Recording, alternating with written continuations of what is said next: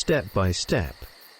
19 Essential Dhamma Talks by Sayadaw, Jotika. Talk 11 on Insight Knowledges. Beginning yogis and yogis whose sati and samadhi are not yet strong need to contemplate with the perception of noting, as in the Mahasi system. When sati and samadhi become well established, one can contemplate directly the arising objects without verbal noting.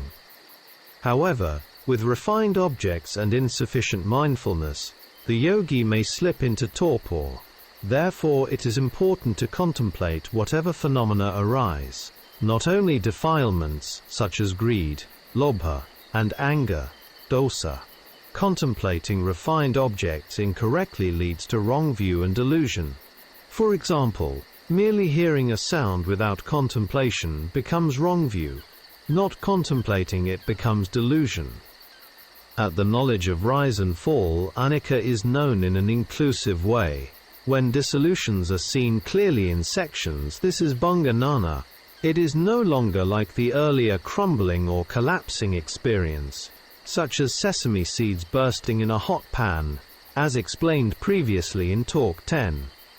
When the vanishing is seen clearly, the arising again also becomes clear. In this way, one is freed from ucceda ditthi, the view of annihilation. Even at the stage of knowledge of disenchantment, one is still seeing only anicca. However, the arising process becomes increasingly narrowed, and anicca becomes clearer. The yogi must continue to put forth effort in all four postures, and the desire for deliverance of the mind will naturally arise. Whether the eyes are closed or open, the yogi continually sees anicca. It feels as though he is encircled by fire. A strong desire arises to see the place where dukkha ceases. Previously, seeing anicca felt pleasurable and even thrilling. Now there is no desire for it.